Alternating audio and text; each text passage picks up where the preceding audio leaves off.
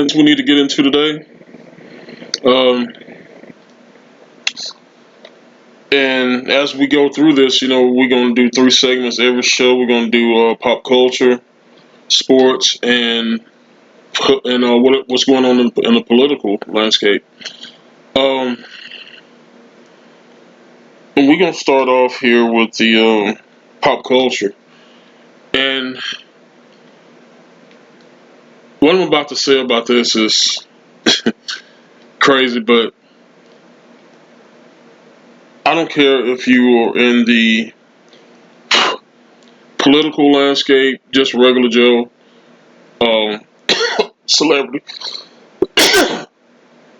Why can't you just shut the hell up? Why can't you keep your mouth closed and stay in your own lane? Now, I saw a TikTok video or something. I'm not on TikTok. People just play TikTok on social media. Saw a TikTok video of this woman that was talking about something that was going on in her office space at her job. And she kept going on and on and on. And nobody else on earth that I knew of gave two shits. And she ended up getting fired. When she could have just simply kept her damn mouth shut. Why can't people just simply shut the fuck up? I don't get it. But you've seen it a lot in today's world, especially with the death of Charlie Kirk. People mimicking his death, laughing and celebrating his death, and they all have FAFO. And we know what FAFO means. Fucked around and found out. So that's one of my big pet peeves. And like, I'm not gonna spend a lot of time on it, but just simply, why can't people just shut the hell up?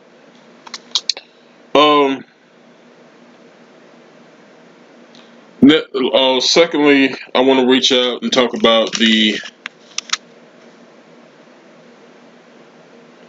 state of college, high school, and professional football.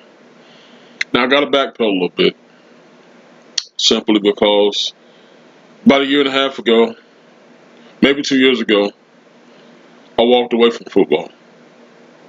Support, attending games, watching on TV, etc., etc.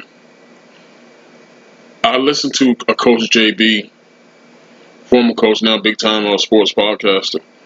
He said, when they changed the rule about junior college, when junior college was just another arm of high school, but you can also get paid, but you go to junior college and won't count towards your college admission.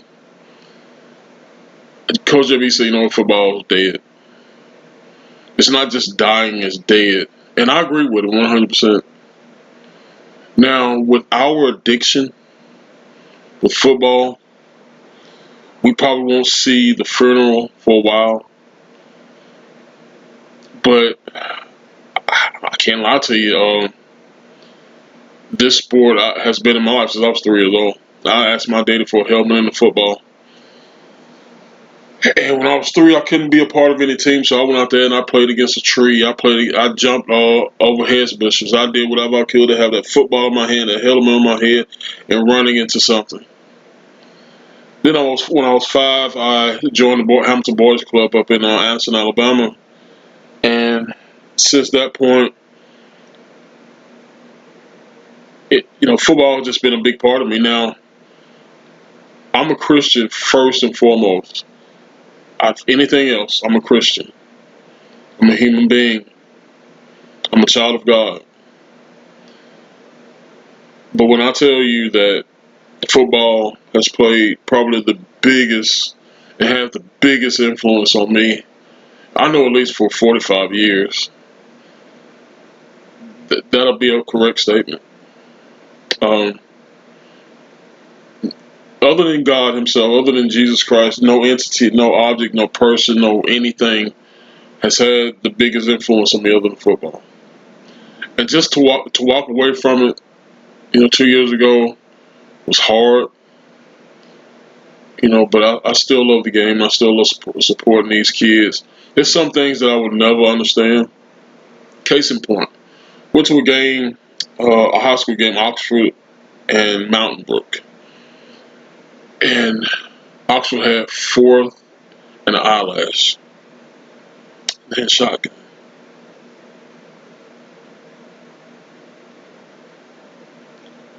4th and an eyelash. And then shotgun. We're playing them out. It's stuff like that I can't, I don't get. It's stuff like, I understand that from a current player and coach perspective that you want to get your best players or speedy players in space, and you have these, whether quarterback get it, throw to the sideline, you have 2 receivers or whoever blocking, you got a lineman or tight end coming out blocking. In my day, we did the reverse pass or the option to do the same exact thing. Because if you throw that ball behind that line of scrimmage, it's not going to count as a pass or a catch. It's going to count as a run. So, I don't know. It's a lot of things I don't understand, don't get.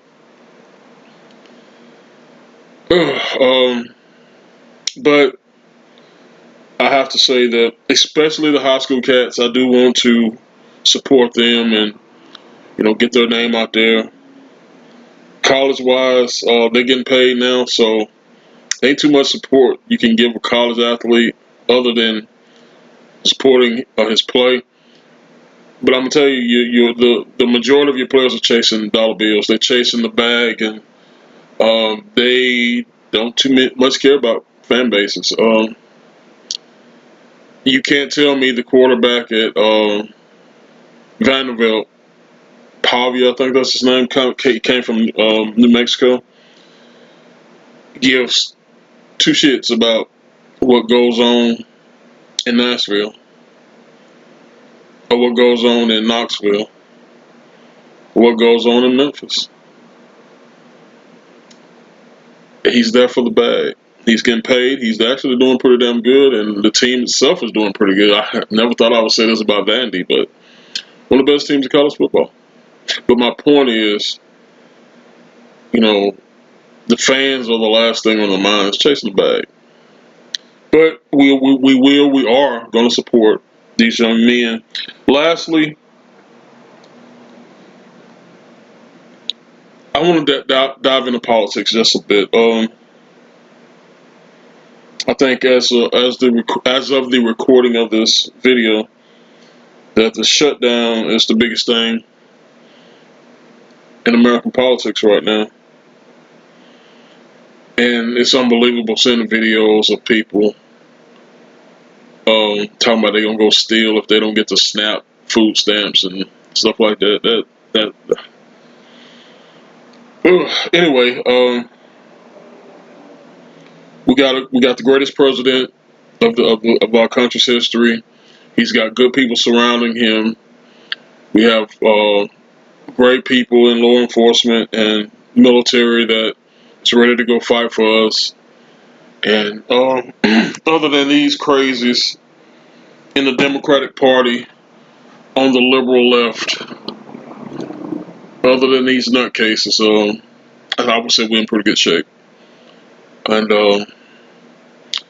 we will probably dive into the political spectrum a little bit more the next show.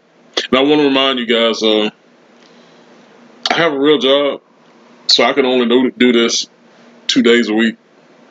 I enjoy doing it.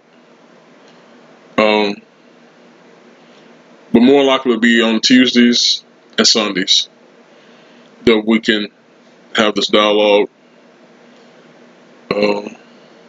So that's it. You guys stay blessed, and I'll catch you next time.